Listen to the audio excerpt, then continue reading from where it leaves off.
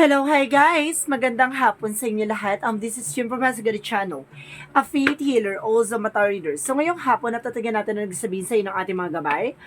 This is a monthly gabay for the month of November 2023 for the sign of Aries. So Aries, welcome to my channel.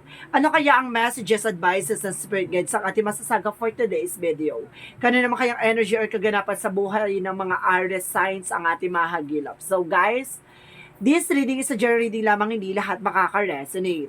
Kunin lamang po ang makaka-relate sa inyo and comment down below kung kaninong energy ang ating nasagap. And of course, don't forget to like and subscribe my channel and hit notification bell for more videos update. And of course, guys, maraming salamat sa walang sawang pagsuporta sa aking channel, lalong-lalo na hindi nag-skip ng ads. Naway pagpalaan kayo na Diyos at may kapal-siksik diglig na umapaw ang manambalik sa inyong biyaya. So guys, umpisa na natin ang totoong laban for the sign of Aries.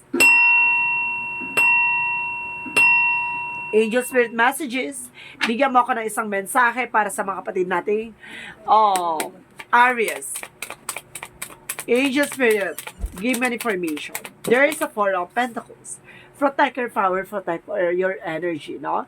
Ibig sabihin, pagdating sa finances, kailangan pagmasdan mo or talagang himay-himayin mo about sa finances mo. Kumbaga, kailangan maging protectionan mo, no? Kumbaga, kailangan magtipid, kailangan pag-isipan mo na yung pagkakagastusan mo. Additional messages. And of course, there is a Four of Wands. There is a celebration and homecoming, no? Some of you parating na may uuwi galing ibang bansa or uuwi ka na uuwi ka or pupunta ka ng ibang bansa either, gano'n, or something na may homecoming or there's a celebration or wedding, no? Engagement, proposal, additional messages. And of course, there's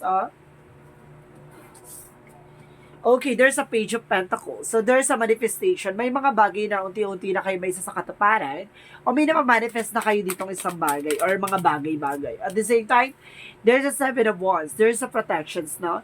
You're being protected. Kumbaga, protection mo yung growths mo, protection mo yung sarili mo.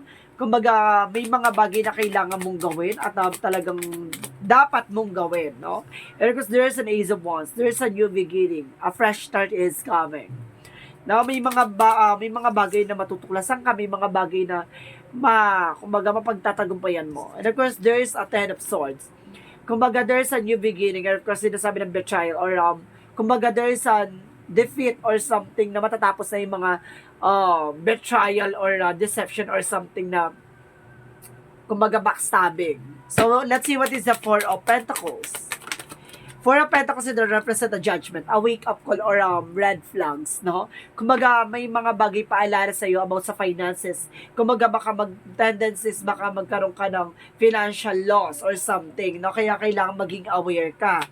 So, what is the Four of Wands? So, there is Knight of Cups. There's a wish fulfillment. So, may mga bagay na matutupad, may mga bagay na may isa sa katuparan, at unti-unti talagang magkakalong ka ng celebration. So, what is the Page of Pentacles? And of course, there is the Eight of Pentacles. So, about sa trabaho, negosyo, hanap buhay mo, baka there's a proposal, no? Meron ka ditong manifestation, eh. Or baka unti-unti mo na may isa katuparan yung mga bagay-bagay na gusto mong gawin about sa trabaho mo or negosyo mo. And of course, there's a Hermit card. Soul searching or soul enlightenment. May mga bagay na maglilinaw sa'yo na may you are being guarded and you are being guided. Kumbaga, may mga taong, may mga gabay na gumagabay sa'yo or there's an ancestors na gumagabay sa'yo, no? Kumbaga, kaya sinasabi na protected ka dito kasi may mga elements or something na gumagabay sa'yo. Kung hindi to mga elemento, baka tao or spirito or kumbaga, angel spirit. So, let's see what is the Ace of Wands. And of course, there is a Justice card. Okay. A good karma is here. Sinasabi sa'yo dito, a new beginning. Kumbaga, magkakaroon ka ng bagong simula, no? Na magdadala sa'yo sa balance. So, what is the Ten of Swords? What is the Ten of Swords? There's a Three of Swords. So, ibig sabihin talaga dito, marami talagang naiinggit behind your back. Maraming taong gusto kang traidorin. May mga bagay na, may mga tao sa sitwasyon mo na, kumbaga, gusto ka talagang i-down o talagang pabagsakin, no? Kumbaga, maraming tumatrader sa'yo, maraming taong iniipit ka sa situation. So, let's see what is the Four of Pentacles and the Judgment. And of course, there's Four of Cups. So, there's an angel's number na 444. Sinasabi sa'yo dito na, kumbaga, you are on the right path. So, sinasabi na 4 of Cups, re-evaluate or analyze. No? Kumbaga, i-analyze mo kung paano ka mag-expend ng pera or something about sa resource of income mo, kung paano mo siya pangahawakan. Kasi there's a judgment, kumbaga, there's a wake-up call or awakening for you na kailangan mo gumising sa katotohanan na hindi sa lahat ng oras malakas ang kita mo. So, kailangan mo mag-budget, kailangan mo mag-ingat about sa savings mo, kailangan mo maging aware about sa kumbaga sa gastos, no? So, there is a 4 of Wands and of course the Knight of Cups. What is the 4 of Wands and the Knight of Cups? Because there's a the lovers. So, ibig sabihin talaga there's a wedding or engagement, no? Talaga to hinahantay mo, no? Inaantay mo to na mangyari na kumbaga magkaroon ka ng taong makakasama mo hanggang sa dulo ng walang hanggan. Charis, kumbaga makakasama mo hanggang sa dulo, no? Up and downs, ganon. Kumbaga, what is the Page of Pentacles and the Eight of Pentacles? And of course, there's an Ace of Wands, a breakthrough, no? This is your breakthrough. Kumbaga, tagumpay, no? Sa lahat ng pinagdaanan, trabaho, negosyo, hanap buhay. So, this is the moment na magkakaroon ka ng manifestation. So, what is the 7 of Wands and the Hermit card? So, there's a 6 of Pentacles. So, sinasabi din, you are being protected by angels. At about sa finances mo, pinaprotectionan ka. Kaya, nagkakaroon ng awakening or there's a wake-up call or red flag na bago ba mangyari, pinapaalalahanan ka na ng angels number para hindi ka maipit. Or baka sinasabi dito na para hindi magkaroon ng bankruptcy or pagkabagsak mo. No? Ibig sabihin na 6 of Wands, 6 of Pentacles, magtutuloy-tuloy na raw about sa finances. So, what is the Ace of Wands and of course the Justice card? So, there's an 8 of Wands. So, there's a fast communication, fast movement, and of course, travel. Kumbaga, itong travel na to magdadala sa isang new beginning that brings you a balance. So, what is the 10 of Swords and of course, the 3 of Swords? There's a Queen of Swords. Kumbaga, itong betrayal or something backstabbing. Kumbaga, there's an, kumbaga, heartache or something. Kumbaga, Queen of Swords is a represent parang bigger feature or para makikilala mo na kagad yung taong traidor o yung taong naiinggit behind your back. Parang lalakas ang pakiramdam mo na nakilala mo or something na parang mapuputol mo na kagad yung kaugnayan mo sa kanya. Ganon. So, let's see what is the outcome. Ang outcome is the Queen of Pentacles. Kumbaga, good sense about sa finances, magaling ka humawak ng pera, ganto ganyan. Kumbaga, about sa negosyo mo, kumbaga napapalago mo, or about sa pera mo, kumbaga kaya mo mag-save. And of course, at the same time, there's a higher path, a lesson learned, no? There's an education, may mga bagay na natutunan ka o matututunan ka this coming November. At the same time, sinasabi sa'yo dito, there's a Nine of Cups, there's an offer na magbibigay sa'yo ng pagbabago about sa finances, no? So, let's see what is the Love Oracle card.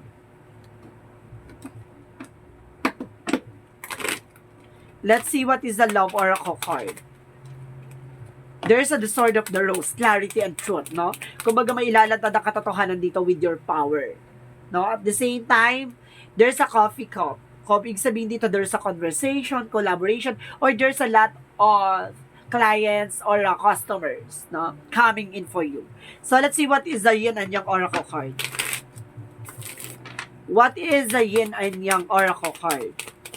There is a transcendence, unity. So, ibig sabihin magkakaroon ng pagkakaisa or pagkakabuklod-buklod. At the same time, there is an avoidance. So, kumbaga may mga bagay na kailangan mong iwasan, may mga bagay na kailangan mo maging aware, na kasi hindi mo man nakikita pero nararamdaman mo. At the same time, there is a comfort zone. Kailangan mong kumawala sa comfort zone mo. Kailangan lakasan magpakiramdam mo, lakasan mo yung, kumbaga fighting spirit mo, no? Kumbaga sa likod ng mga maraming betrayal or maraming taong traitor sa paligid mo, kayang-kaya mo pa rin dumikit sa kanila na hindi nila alam na alam mo na niloloko ka lang nila. Kumbaga, alam mo na yung mga sikreto nila, alam mo na na traitor sila, alam mo na na sinungaling sila.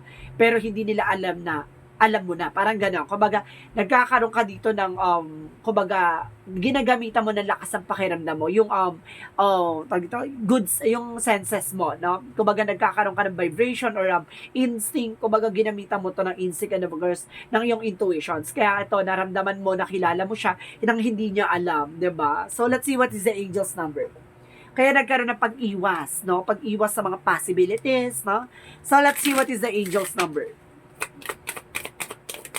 There's a 5-5, I am evolving. So, ibig sabihin talaga nag-evolve ka talaga, nagbago ka, binago ka talaga. Substantial change is there in your future. Embrace the change and need to overcome your insecurities and let go of your fears. So, ibig sabihin dito, kumbaga i-embrace mo yung insecurities mo. Kumbaga lahat naman tao may insecurities. Pero depende na lang yun sa nagdadala, no? Kumbaga ang insecurities kasi ng ibang tao, ginagawa motivation para maisakatuparan yung mga pangarap nila at para magkaroon sila ng mga bagay na wala sila. Parang ganun. Kumbaga nagkakaroon ng motivation at the same time, parang consistency sa sarili nila na kailangan nilang i-motivate or kailangan nila i-push yung sarili nila na magkaroon sila ng ganito or may sakatuparan nila yung ganito. Kumbaga, inaalis nila yung takot or pangamba nila sa mga posibilidad na, kumbaga, nakukulong sila sa takot at pangamba. So, let's see what is additional messages. Kumbaga, lumalaban sila at nagiging matapang. Ganon. So, let's see what is additional messages. Additional messages, there's a failure. So, some of you, kumbaga may mga part na nadadapa ka, may mga part na nagkakamali ka. Kumbaga, gawin mo opportunity yan para matutunan mo lahat ng bagay. And of course, there's a decision. May mga bagay or decision tayo, there's a discipline, sorry. There's a discipline. May mga disiplina tayo, kailangan din natin disiplinahin yung sarili natin. Yun nga yung insecurities, kailangan natin maging balance yun, no? Gamitin natin in the right way, no? Insecurities, kumbaga, ginagawa nilang negative traits, pero sa totoo lang, kumbaga, pwede mo rin siyang gawing positive ways, no? Kumbaga, ano siya eh, kumbaga, pwede mo siyang gawing, kumbaga, gawin mo siyang motivation sa sarili mo, na yung insecurities na yun, kumbaga, yung mga bagay na wala ka, kumbaga, magkaroon ka, diba? Na in a good way, no? Na hindi ka nakakatapak, hindi ka nakakasira ng tao. And of course, decide to be happy, no? Sabi ni Archangel Michael, na kailangan mo mag-decision ngayon as soon as possible, no? Kumbaga, sinasabi ng Archangel Michael na maging pala decision ka this time. So, para sa sarili mo, no? Kumbaga, hindi pwede yung takot-takot, kailangan mo lumaban.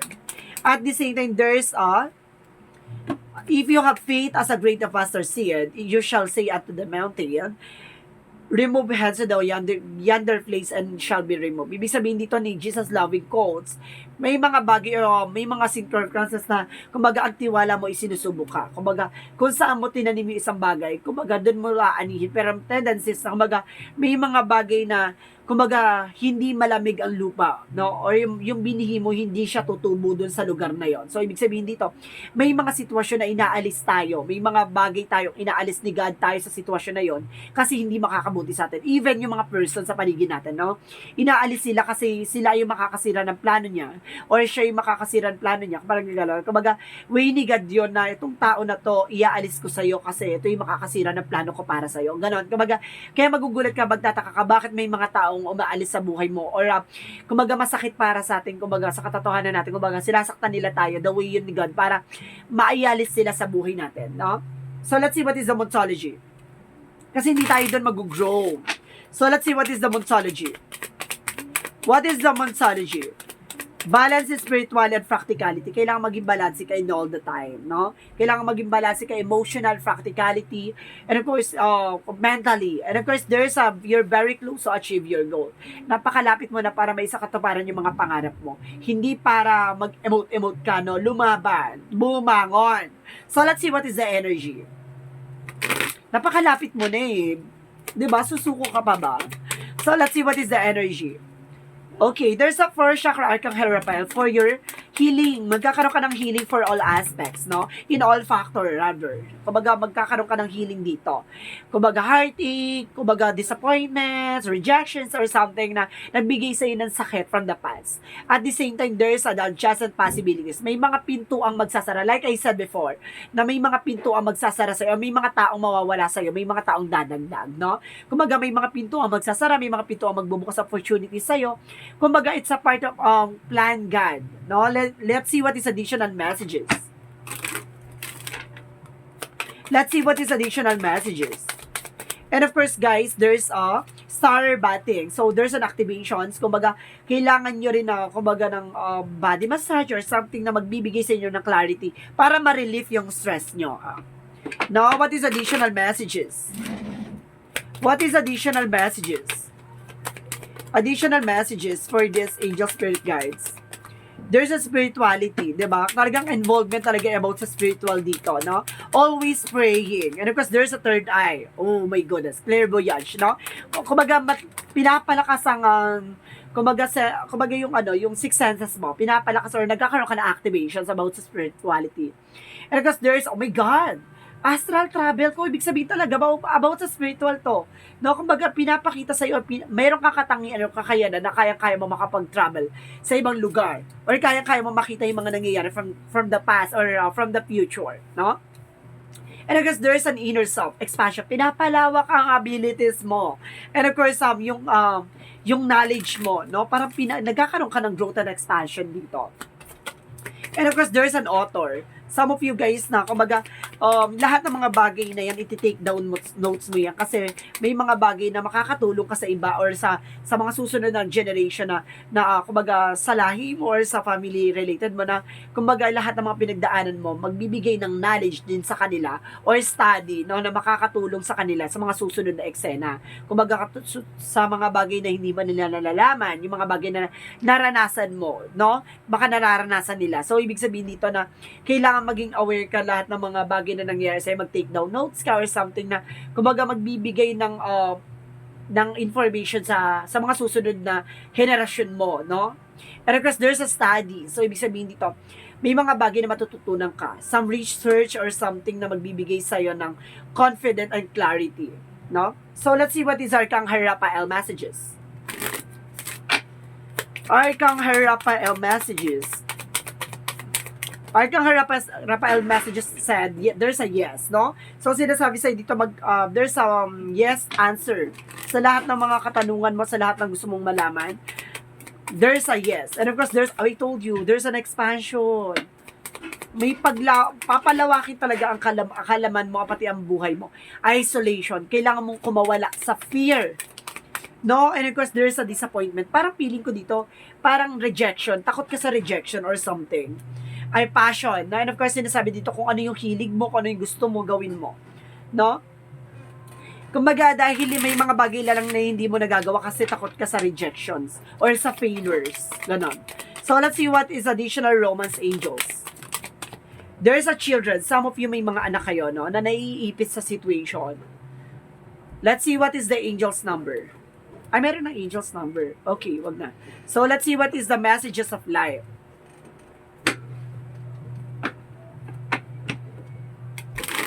Let's see what is the messages of life. Okay, a gift from life. So let's see. Each day, life offers me abundance, proof that the universe loves me.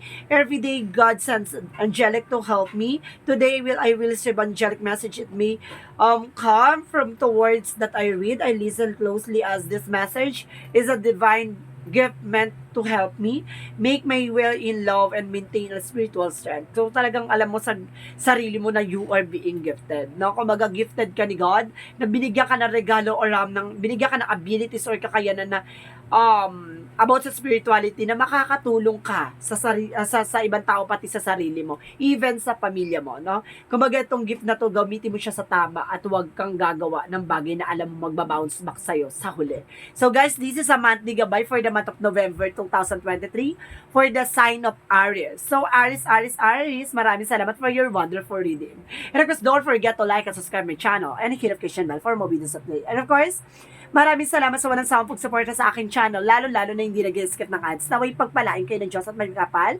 siksik liglig na gumapaw ang bumalik sa inyong biyaya. Maraming salamat and see you in the next video. Bye-bye and babush!